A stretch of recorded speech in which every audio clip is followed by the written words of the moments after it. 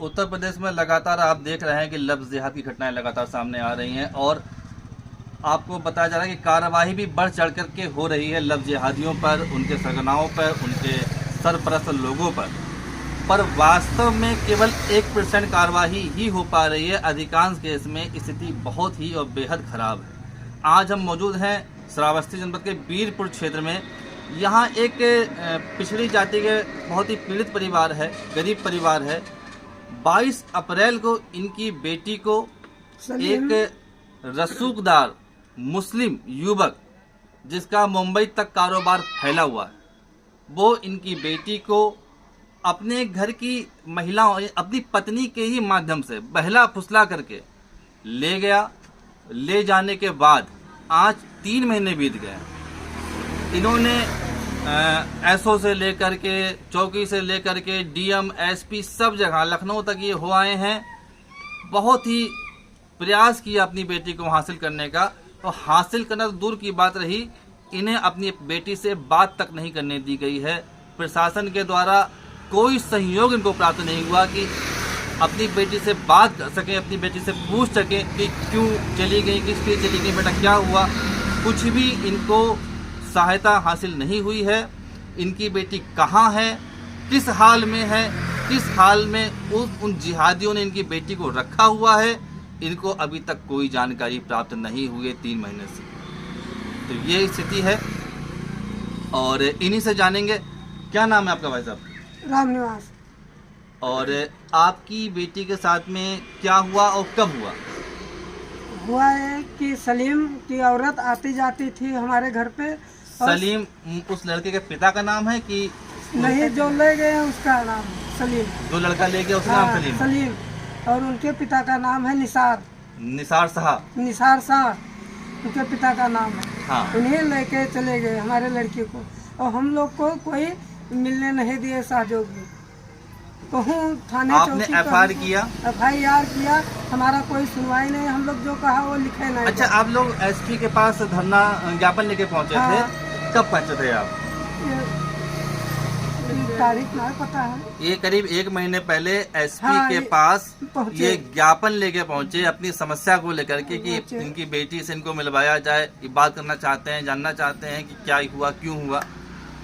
तो उल्टा इन्हीं के ऊपर उन मुस्लिम पक्ष के लोगों ने एफआईआर करवा दिया पूरे परिवार पर, इनके सहयोगियों पर, इनके पड़ोसियों पर, काफी लोगों पर एफआईआर करवा दिया और इनको बहुत बुरी तरह से प्रताड़ित किया गया।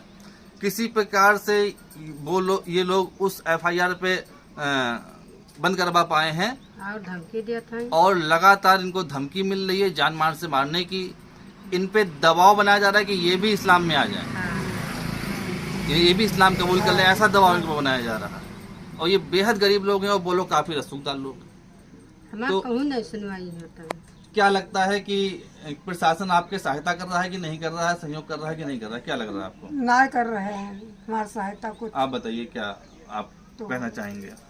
हमारी लड़की हमको मिलना चाहिए और हमारा सबका कार्रवाई कुछ नहीं होता, चाहे जहाँ जाए तो हमारी सुनवाई नहीं होता है। जो लगातार घटनाएं सामने आ रही है कि हिंदू लड़कियों को फंसाने के लिए विदेश से फंडिंग आ रही है, बहुत बड़ा गैंग चल रहा है और हिंदू लड़कियों को फंसाया जा रहा है। क्या आपको लगता है कि ऐसा ही कुछ आपकी बेटी के साथ में हुआ? वैसे ही हुआ है। तो आप बताते थे कि उसकी लड़के की, जो लड़का इनकी बेटी को भगा ले गया, वो पहले से शादीशुदा है और 3 बच्चे हैं, 3 बच्चों का बाप है। और जो उसकी पत्नी थी, वो इनके आपके दरवाजे पे आती थी, वो आपके यहाँ आती जाती थी। उसकी पत्नी आती जाती थी और उसके घर वाले नहीं बोलते हैं, अब नहीं बोलते हैं। तो पहले उस लड़के की, सलीम की पत्नी यहाँ पे आती जाती थी, इनसे मिलती थी, इनकी बेटी से मिलती थी और साथे लेके जाती थी। बड़ बाजार को कहती थी हम तोरे लड़की भगवा देबे, और भगवा दे। और इनकी बेटी को बाजार घुमाने ले जाती थी और उसकी पत्नी ने ही इनकी बेटी को भगा ले गई है और अपने पति से दूसरी शादी करवा दी।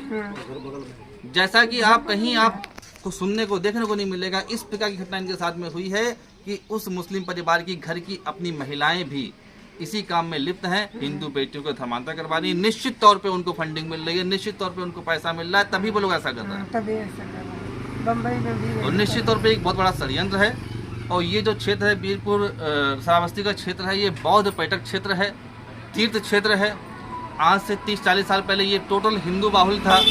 यहाँ पे मुस्लिमों की संख्या 1 या 2% रही होगी और आज यहाँ पे मुस्लिमों की संख्या 20 से 25% हो गई। लगातार इसी प्रकार से लव जिहाद करके, घुसपैठ करवा करके, मतानाता करवा के यहाँ पे लगातार मुस्लिमों की आबादी बढ़ी। हाँ, क्या कहेंगे आप?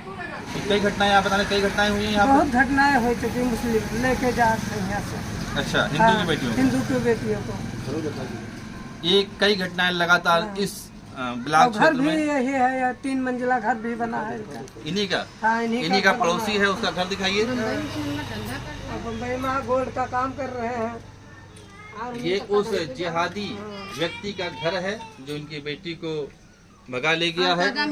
और इनका घर भी दिखा दो बेटा। इनका घर काफी गरीब लोग हैं। इनका घर आप देख सकते हैं। घर में ठीक ठाक छत भी नहीं है, दीवारों पे प्लास्टर भी नहीं है, जमीन पे फर्श भी नहीं है। ये बहुत गरीबी में अपना जीवन यापन कर रहे हैं, मजदूरी करते हैं।